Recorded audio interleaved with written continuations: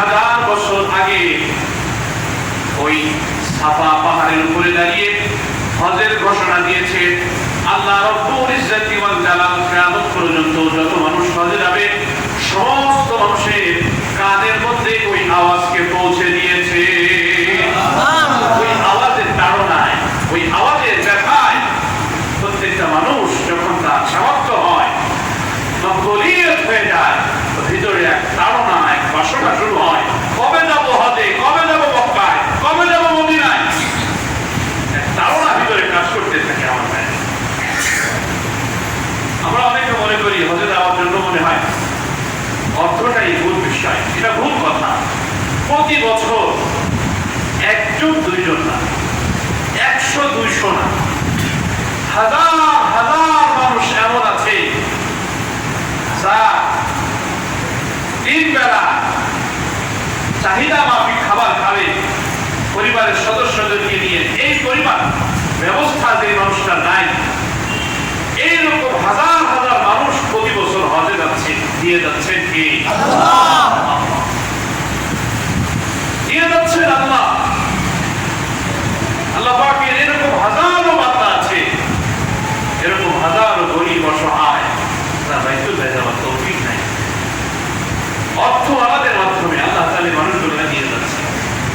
কাউরে আল্লাহ বাবুর্চি বানিয়ে দিচ্ছে, কাউরে আল্লাহ হাজদের খাদেম বানিয়ে দিচ্ছে, কাউরে আল্লাহ পথ প্রদর্শক বানিয়ে নিয়ে যাচ্ছে, কাউরে ভিআইপিদের বডিগার্ড বানিয়ে নিয়ে যাচ্ছে। আল্লাহু আকবার, আল্লাহু আকবার। আমার ভাইরা, এই জন্য হজে যাওয়ার জন্য অর্থটাই ম্যাটার না, ভুল না। হজে যাওয়ার জন্য ভুল হলো মাকবুলিয়াত। ভুল কি? বলেন ভুল কি? মাকবুলিয়াত, আল্লাহ পাকের পক্ষ থেকে কবুল হওয়া, এটাই হলো আসল। আল্লাহর পক্ষ থেকে মঞ্জুরি হওয়া, এটাই হলো আসল। আমার ভাইরা, বহু মানুষ আছে যার অর্থ আছে কিন্তু দিন নাই, হজে যাওয়ার জন্য তার অর্থ তৈরি হচ্ছে না। বা জীবনে সামাজিক চাপে, পরিবারের চাপে, মানুষ কি বলবে, এত বড় লোক, এত ধনী মানুষ, একবার হজে গেলেও আর যাওয়ার নাম নেই না, আসে না, নাই যাওয়ার কোনো ইচ্ছাও মনের ভিতরে নেই। এমনও মানুষ আছে, দুইটা নাকি এক আল্লাহ বান্দার সাথে আমার কথা হলো, হজ থেকে মাত্র আসছে ওমরা থেকে, এখন সে কান্নাকাটি করতেছে, আমি ডিসেম্বরে আবার যাবো। আপনি পরিবার সহ 2 দিন আগে আসছেন ওমরা থেকে আসার পরে এখনই যে ফার্স্ট কথা হচ্ছে আপনার সাথে, আবার ডিসেম্বরে যাবেন, মানে কি বলেন আপনি? আমি আপনার মনে আসছে আমি যাবো, কিভাবে নিবেন তো তিনি জানেন, আমি তো জানি না। দিনের ভিতরে দিনের ভিতরে এই ভালোবাসা, এই আবেগ, এটার মাধ্যমে আল্লাহর ঘরে যাওয়া যায় আমার। এই জন্য হজের ইবাদতগুলির মধ্যে যেহেতু এর ঘোষণা দিয়েছে ইব্রাহিম আলাইহিস সালাতু ওয়াস সালাম, ইব্রাহিম আলাইহিস সালাতু ওয়াস সালামের বহু স্মৃতি আল্লাহ পাকের কাছে, ইব্রাহিম আলাইহিস সালামের বহু আমল এমন ভাবে কবুল হয়েছে, এমন ভাবে মকবুলিয়ত লাভ করেছে, মঞ্জুরি হয়েছে আল্লাহ পাকের কাছে। এমন পর্যন্ত সমস্ত হাদীস সাহেবদের জন্য আল্লাহ রাব্বুল ইজ্জতি ওয়াল জালাল ওই আমলগুলিকে অত্যাবশ্যকীয় করে দিয়েছে। সুবহানাল্লাহ। আমার ভাইরা, ইব্রাহিম আলাইহিস সালাতু ওয়াস সালাম জনবহুল এলাকায় আদরের সন্তান হযরত ইসমাঈল আলাইহিস সালাতু ওয়াস সালাম বিবি হাজেরা সহ তাদেরকে জনবহুল এলাকায় এই বাইতুল্লাহ চত্বরে, বাইতুল্লাহর পাশে তাদেরকে রেখে গিয়েছেন। বিবি হাজেরা জিজ্ঞাসা করেছেন, আমাদেরকে এই জনবহুল এলাকায় যেখানে কোনো খাবার দাবারের ব্যবস্থা নাই, যেখানে কোনো লোকজন নাই, যেখানে কোনো পানির ব্যবস্থা নাই, এমন একটা জায়গায় আপনি আমাদেরকে রেখে যাচ্ছেন, আপনি আমাদের মধ্যে অসন্তুষ্ট হয়েছেন নাকি আল্লাহর হুকুমে আমাদেরকে আপনি রেখে যাচ্ছেন? হযরত ইব্রাহিম আলাইহিস সালাতু ওয়াস সালাম বিবির দিকে না তাকাইয়া, সন্তানের চেহারার দিকে না তাকাইয়া, কারণ মনে মনে চিন্তা করেছেন, যদি বিবির চেহারার দিকে তাকাই আর এই ছোট্ট শিশু এই ইসমাঈলের চেহারার দিকে আমি তাকাই, হয়তো আল্লাহ পাকের আদেশ পালন করা আমি ইব্রাহিমের জন্য কঠিন হয়ে যাবে।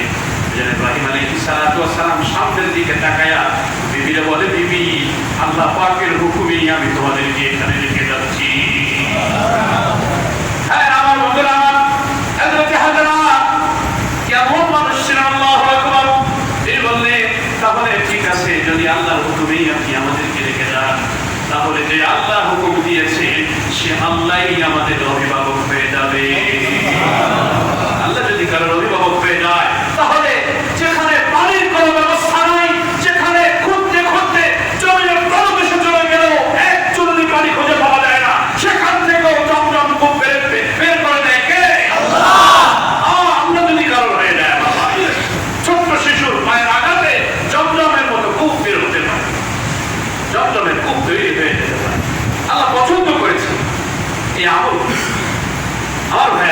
হযরত হাজর আলাইহিস সালাতু ওয়াস সালাম সন্তান ইসমাঈল আলাইহিস সালাতু ওয়াস সালামকে শোয়ায় রাখছে বাইতুল্লাহ চত্বরে।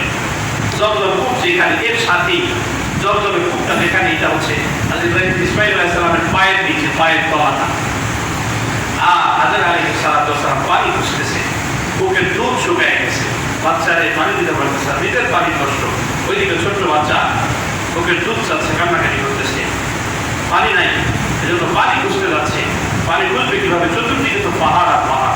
এখন আমরা যেটা দেখি, এটা তো পাহাড় কেটে তারা বিভিন্ন হোটেল টোটেল করেছে। পূর্বের ছবিগুলো আপনি 70 সালের আগের ছবিগুলো দেখলেও কিছুটা আপনি অনুমান করতে পারবেন। 1970 সাল বা 50 সালের আগের ছবিগুলো দেখলে কিছুটা আপনি অনুমান করতে পারবেন তৎকালীন অবস্থাটা কি ছিল। আর ভাইয়া আমার বন্ধুরা, লা ইলাহা ইল্লাল্লাহ। তো হযরত ইসমাঈল আলাইহিস সালাতু ওয়াস সালামকে বাইতুল্লাহ পাদদেশে শুইয়ে হযরত হাজর আলাইহিস সালাতু ওয়াস সালাম সাফা পাহাড়ের উপরে গেছে। উপর থেকে উঁচু জায়গায় গিয়ে দেখতেছে আশপাশে কোথাও পানির কূপ দেখা যায় কিনা, কোনো লোকজন মানুষ দেখা যায় কিনা। আবার সাফা থেকে পানি তালাশ করে দেখছে পানি পাওয়া যাচ্ছে না, আবার দৌড়াইয়া মারওয়া পাহাড়ের দিকে গেছে, একটু উঁচু জায়গায় গেলে নিচের জায়গাগুলো ভালো করে দেখা যায়। তো যাওয়ার পথে পুরোটা রাস্তায় মা হাজর আলাইহিস সালাম সন্তান ইসমাঈল আলাইহিস সালাতু ওয়াস সালামের দিকে চোখ রাখতেছে আর হাঁটতেছে। মাঝখানে একটু জায়গা আছে, সবুজ লাইট দেওয়া, যে জায়গাটা সবুজ লাইট দেওয়া, সেই জায়গাটা একটু আন্ডারগ্রাউন্ড সহ সমস্ত তলায় সবুজ লাইট দেওয়া আছে। এই জায়গাটা এসে, ওই জায়গাটা একটু নিচু ছিল, ওখানে এসে ইসমাঈল আলাইহিস সালাতু ওয়াস সালামকে দেখা যাচ্ছিল না। যার কারণে হযরত হাজর আলাইহিস সালাম ওই জায়গাটা এসে দৌড়ছে, তাই না, আমার বাচ্চাগুলোকে দেখা যাচ্ছে না, কোনো পাখি এসে বাচ্চাটাকে ওড়ায় নিয়ে যায় কিনা, কোনো হিংস্র প্রাণী এসে তার উপরে হামলা করে কিনা। ওইখানে একটু দৌড় দিছে। মায়ের এই দৌড়, মায়ের এই ভালোবাসা, সন্তানের প্রতি মায়ের এই ভালোবাসা কি রব্বুল আলামিনের কাছে কবুল হয়ে গেছে, মঞ্জুর হয়ে গেছে। আল্লাহ রব্বুল ইজ্জত ওয়াল জালাল কিয়ামত পর্যন্ত সমস্ত হাতের জন্য ওই জায়গায় সামান্য একটু জোরে হেঁটে যাওয়াকে আবশ্যকীয় করে দিয়েছে। সুবহানাল্লাহ। আমার ভাই, এরকম 7টা চক্কর দিছে হযরত হাজর আলাইহিস সালাতু ওয়াস সালাম। 7 চক্কর দেওয়ার পরে উনি দেখতেছে যে ইসমাঈলের পায়ের তল দিয়ে পানি বের হচ্ছে। সুবহানাল্লাহ। দৌড়ায় আসছে, এসে চতুর্দিকে ব্যারিকেড দিচ্ছে। মুফাসসিরিনে কেরাম দেখেন, যদি ব্যারিকেড হইতে না দিতেন তাহলে তামাম দুনিয়া জমজমের পানিতে ভরে যেত। সুবহানাল্লাহ। এমন পানি যা খাইলে ক্ষুধাও নিবারণ হয়ে যায়, তৃষ্ণাও নিবারণ করে দেয় কে? আমার ভাই, এই যে সাফা মারওয়া সাই, ইন্নাস সাফা ওয়াল মারওয়াতা মিন শাআইরিল্লাহ ফামান হাজ্জাল বাইতা আও ই'তামারা ফালা জুনাহা আলাইহি আন ইয়াতাওয়াফা বিহিমা ওয়া মান তাতাওয়া ফা ইন্নাল্লাহ। আমার ভাই, আমার বন্ধুরা, এই যে সাফা মারওয়ার এই সাইকে হাজীদের জন্য, ওমরাকারীদের জন্য আল্লাহ রাব্বুল ইজ্জত ওয়াল জালাল ওয়াজিব করে দিয়েছেন। ওই যে হাজরা পড়েছে, এই দৌড়ানোকে ওয়াজিব করে দিয়েছে। ইব্রাহিম আলাইহিস সালাতু ওয়াস সালাম সন্তান যখন বড় হয়েছে, 7-8 বছর বয়সে উপনীত হয়েছে, এই সময়ে বাচ্চাগুলোর জন্য বেশি মায়া লাগে বাবা মা। একটা মায়া দুনিয়ায় যখন আসে তখন এক ধরনের মায়া, এরপরে কিছুটা মায়ের ভিতরে একটু ঘাটতি দেখা দেয়। যখন বাচ্চাটা আব্বু বলে ডাকতে পারে, তখন মন চাই যে দিকটা পুরো ভরে যাচ্ছে। বাচ্চারা যখন মায়ের গলা জড়াই ধরে রাতের বেলায় ঘুমাইতে পারে, বাবার গলা জড়াই ধরে যখন ঘুমাইতে পারে, তখন মায়ের আরো অনেক বেশি বেড়ে যায়। এরপরে যখন বাচ্চাটা আরেকটু বড় হয়ে যায়, বাচ্চার বয়স যখন 7-8 বছর হয়, বাবা হাত থেকে বাজারে ব্যাগটা নিতে পারে, বাবার জুতাটা সোজা করে দিতে পারে, বাবা মুখের মধ্যে খাবার ফেলে দিতে পারে, তখন বাচ্চার জন্য মায়াটা আরো অনেক বেড়ে যায়। মুফাসসিরিনে কেরাম লিখেছেন, ইব্রাহিম আলাইহিস সালাম বৃদ্ধ মানুষ, পাহাড়ের উপরে উঠতেও না কষ্ট হতো। ইসমাঈল আলাইহিস সালাম একটা পাথরের উপরে আরেকটা পাথর দিয়া বাবার জন্য রাস্তা তৈরি করছে, সিঁড়ি বানাইছে। ইব্রাহিম আলাইহিস সালাম সন্তান ইসমাঈল আলাইহিস সালামের হাতে ভর দিয়া, এই সিঁড়ির উপরে ভর দিয়ে দেয়া পাহাড়ের উপরে ঘরে তিনি উঠেছেন। আল্লাহু আকবার। এই সময় সন্তানের প্রতি মায়া বাবা আরো অনেক বেড়ে যায়। আল্লাহ পাকের পক্ষ থেকে হুকুম আসছে সন্তানকে কোরবানি করতে হবে, সন্তানকে কোরবানি করতে হবে। কোরবানি করতে নিয়ে গেছে, পথে শয়তানি ইসমাঈল আলাইহিস সালামের ধোকা দেয়, কই যাস, তোর বাপের উপরে কোরবানি করে দেবে, পলায় যাবে পিছন দিয়ে। বাপ ছেলে দুইজনে মিলে এই পাশে শয়তানি সুবহানাল্লাহ। এই ভিড়ওয়ালাটা আল্লাহ পাকের কাছে পছন্দ হয়েছে, শুধু পছন্দ হয়েছে, এত পছন্দ হয়েছে, এত পছন্দ হয়েছে, এই জন্য হাজী সাহেবদেরকে 3 দিন পর্যন্ত কম করে নিক্ষেপ করতে হয়। ঠিক কি না? আমল যদি আমলের মতো হয় তো আল্লাহর কাছে এটা অনেক অনেক বেশি মকবুলি হয়ে যায়। কোরবানির নাম হলো দিন আমার ভাই। কোরবানি করলে আল্লাহ পাকের নুসরত আসে, আল্লাহ পাকের সাহায্য আসে। যেখানে কোরবানি নেই ওখানে সাহায্য নেই। আল্লাহ পাকের নুসরত পেতে গেলে কোরবানি করতে হয়। লা ইলাহা ইল্লাল্লাহ। ইব্রাহিম আলাইহিস সালাতু ওয়াস সালামের কাজ করি এবং নবী মুহাম্মদুর রাসূলুল্লাহ সাল্লাল্লাহু আলাইহি ওয়াসাল্লামের সমস্ত সুন্নাহগুলিকে আল্লাহ রাব্বুল ইজ্জতি ওয়াল জালাল হজের মাধ্যমে পূর্ণতা দিচ্ছেন। আমার ভাই, আমার বন্ধুরা, এজন্য যেই ব্যক্তির উপরে পরিবারের খরচ খরচা যেই কয়েকদিন যাবৎ মক্কায় থাকবে, মদিনায় থাকবে, হজের সফরে থাকবে, এই সফরকালীন সময়ে পরিবারের সদস্যদের খরচ খরচা বহন করার পরে এই পরিমাণ অর্থ বা সুযোগ যদি কারো থাকে যে সে মক্কা মদিনায় দিয়ে থাকতে পারবে, তাহলেই ওই ব্যক্তির উপরে হজ ফরজ হয়ে যায়। হজ ফরজের জন্য এরকম না যে 52 কোটি রূপা টাকা লাগবে, 7.5 কোটি স্বর্ণ টাকা লাগবে, এরকম না। আমার ভাইয়া, আমাদের দেশে অনেক মানুষ আছে তাদের হজ ফরজ হয়েছে সে নিজেও জানে না। বিশেষভাবে গ্রামগঞ্জে যারা থাকে, যারা জমিদার, গ্রামগঞ্জে যাদের অনেক জমা জমি আছে, দেখা যায় একটা মানুষের অনেক জমি আছে, এখান থেকে কিছু জমি এমন আছে যে জমিগুলোর ফসল সারা বছর তার পরিবারের ভরণ পোষণের জন্য ব্যবহৃত হয়। এর বাইরে উদ্বৃত্ত কিছু ফসল থাকে যে ফসলগুলি সে বিক্রি করে নতুন কোনো কিছু করে, নতুন করে একটা দোকান করে, নতুন করে একটা ঘর করে, কিংবা নতুন আবার জায়গা কেনে। এই যে অতিরিক্ত উদ্বৃত্ত জমি তার রয়েছে, যদি তার কাছে নগদ পয়সাও না থাকে, এই অতিরিক্ত জমি বিক্রি করে পরেও যদি সে বাইতুল্লাহে যেতে পারে এবং হজের খরচ খরচা বহন করতে পারে, তাহলে ওই ব্যক্তির উপরে হজ করাটা খরচ হয়ে যায়। ওই ব্যক্তির উপরে হজ করা খরচ হয়ে যায়। আমাদের দেশে আমাদের হজের ব্যাপারে যে গাফলতি এবং ভুল ধারণা, আমাদের হজের ব্যাপারে অনেকেই মনে করে আরে তাহলে বিয়ে দিইনি, এখন কি হজে যাওয়া ঠিক হবে? আচ্ছা, বিয়ে দিইনি এজন্য নামাজ পড়া যাবে, এই কথা কি কেউ বলে? বিয়ে দিইনি এখন কি রমজানের রোজা রাখা যাবে, এই কথা কেউ বলে? বিয়ে দিইনি এজন্য যাকাত দিব, এটা কি ঠিক? এটা কি কেউ বলে? আরে হজ, নামাজ, সালাত, সাওম, যাকাত এইগুলো যেমন খরচ, হজও তো ওইরকম একটা খরচ। এটার সাথে বিয়ে দেওয়ার সাথে ছেলে বিয়ে দেওয়ার সাথে কোনো সম্পর্ক নাই আমার ভাই। হজ খরচ হয়েছে তো হজ করতে যেতে হবে, হজ করতে যেতে হবে আপনাকে। হ্যাঁ, সাথে সাথেই করা খরচ না, 2-1 বছর দেরি করতে পারে, কিন্তু এটা অর্থই না যে এখনো গাড়ি চোট পাকে নাই, কিভাবে হজে যায়, এখনই হজে গিয়ে হজ তো রক্ষা করতে পারবো না, সুতরাং এখন হজে যাওয়া দরকার নেই, যখন রক্ষা করতে পারবো তখন হজ করবো। আমার ভাইরা, এটাও চূড়ান্ত পর্যায়ের একটা ভুল ধারণা, আমার ভাইরা। হজ করতে হবে, যখনই সামর্থ্য হবে তখনই হজে যেতে হবে। এই জন্য বিয়ে দিইনি এই অজুহাত দেওয়া চলবে না, এই অজুহাত দেওয়া যাবে না।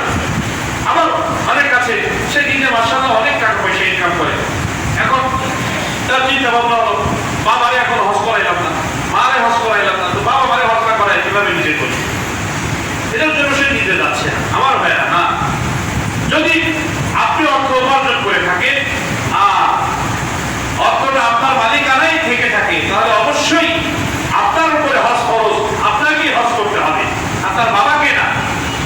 যদি আলাদাভাবে আপনার বাবা হজের নিসাবের পরিমাণ সম্পদের মালিক হয়, হজে যাওয়ার সামর্থ্য রাখে, তাহলে আলাদাভাবে আপনার বাবাকে হজে যেতে হবে এবং বাবা তার নিজের অর্থায়নেই সে হজে যাবে।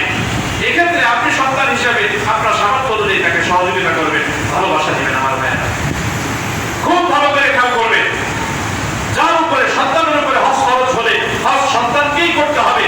অবশ্যই পিতামাতার অনুমতি নিয়ে হজ করবেন, পিতামাতার দোয়া নিয়ে, ভালোবাসা নিয়েই হজ করবেন। এটার অর্থই না হুজুর আপনার যদি অনুমতি না দেয়, মা যদি অনুমতি না দেয়, এই হজ করা ঠিক হবে। হ্যাঁ, তাইলে হজ করা ঠিক হবে। কি বলেছি? এত কঠিন কথা? হ্যাঁ, এত কঠিন কথা। এটা আল্লাহর বিধান আমার ভাই, এটা আল্লাহর বিধান।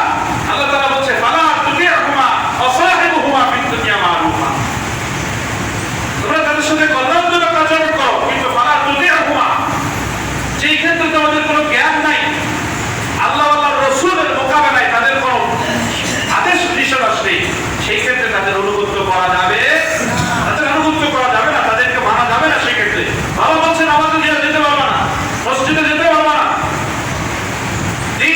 ইমানি কর্মকাণ্ড করতে পারবো না, দাওয়াতি কাজ করতে পারবো না, আলেমদের সাথে সম্পর্ক রাখতে পারবো না। বাবার কথা মানা যাবে? মার কথা মানা যাবে? যাবে না আমার ভাই। আবার আপনারা জোর করে ধরে মাদারে পাঠাইতেছে, জোর করে ধরে আপনারা বেদাতি কর্মকাণ্ড করার জন্য বাধ্য করতেছে, এইটাও করা যাবে না, সুযোগ নেই। আল্লাহ তাআলা আপনাকে সুস্থ মস্তিষ্ক দান করেছে।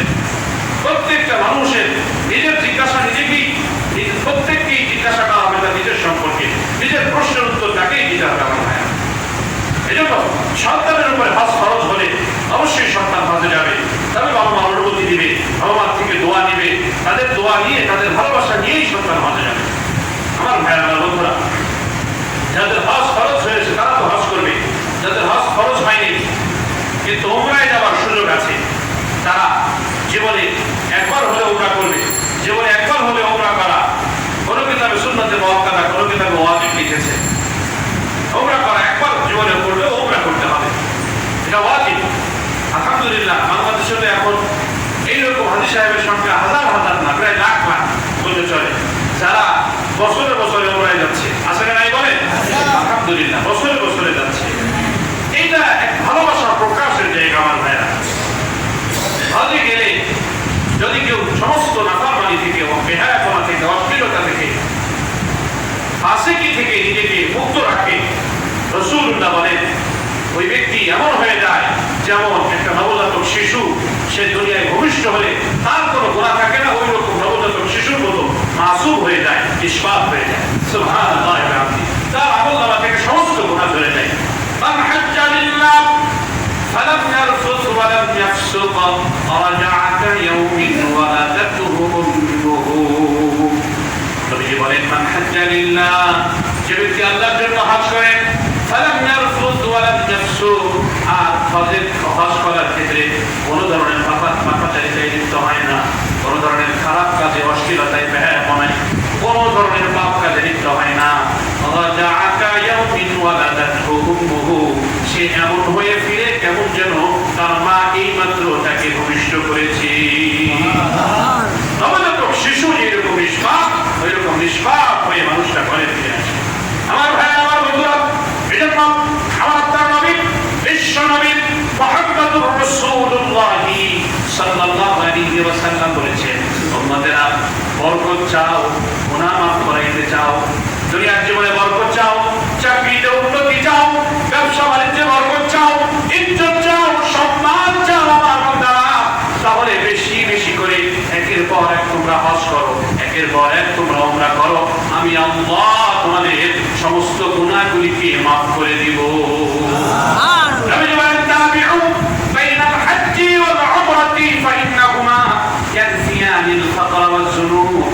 এই দুনিয়ার মানুষেরা, তোমাদের যাদের দরিদ্রতা আছে, যাদের অনেক বেশি গুনাহ নিজের আমলনামায় হয়ে গেছে, অনেক বেশি ভুল যাদের হয়ে গেছে, নফসের তাড়নায় গুনাহ করেছো, যৌবনের তাড়নায় গুনাহ করেছো, বন্ধু বান্ধবের পাল্লায় পড়ে গুনাহ করেছো, সুদ খেয়েছো, ঘুষ খেয়েছো, অন্যায় অত্যাচার করেছো, নামাজ ছেড়েছো, সিয়াম ছেড়েছো, বিভিন্ন বাজে আড্ডায় মত্ত হয়ে গিয়েছিলে, এই সমস্ত মানুষেরা তোমরা আসো, আমি আল্লাহ তোমাদের গুনাহগুলিকেও ক্ষমা করে দিব, আর তোমাদের দরিদ্রতাকেও দূর করে দিব।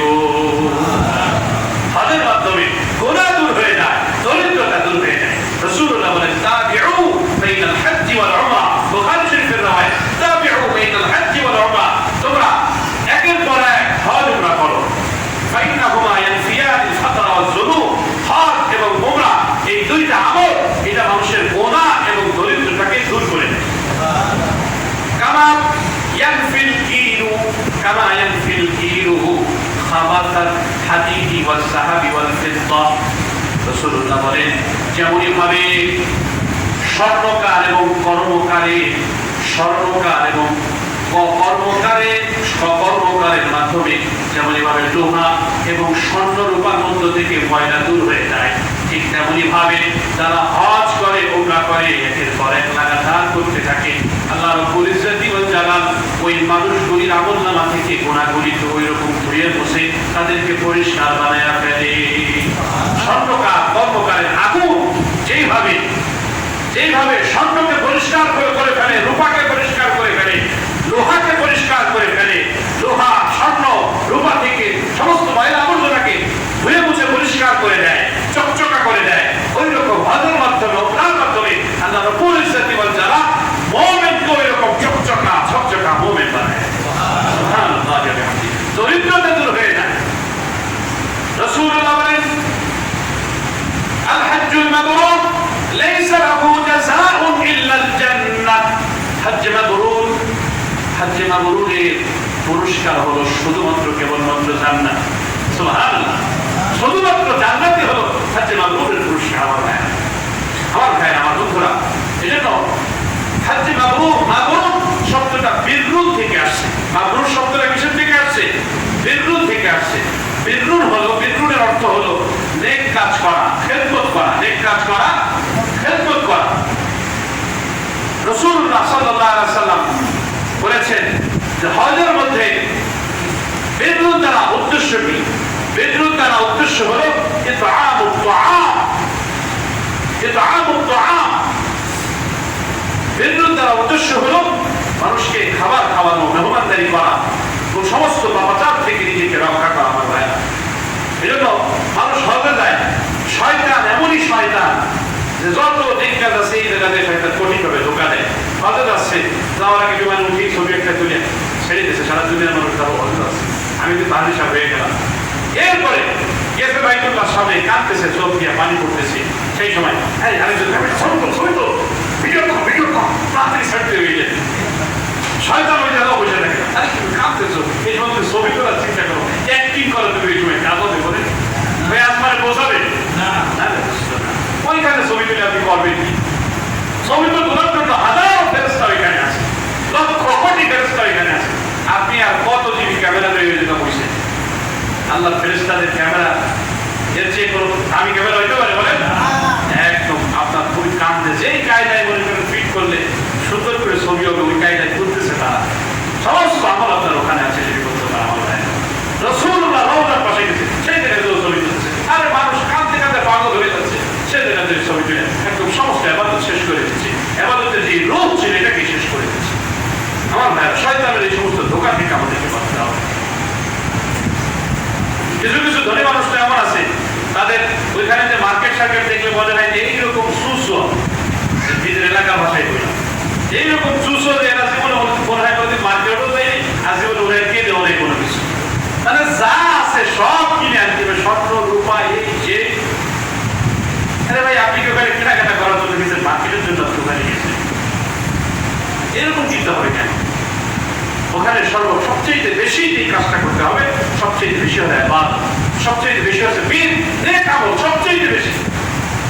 আপনি 14 দিনের জন্য বা 40 দিন 45 দিনের জন্য আপনি গিয়েছেন ওখানে, এই সময়টা কি পরের বছর পাবেন কিনা, এই সময়টা আপনার জীবনে আর আসবে কিনা, এটা তো কোনো গ্যারান্টি নেই। এখন যদি আপনি মার্কেটে ঘুরে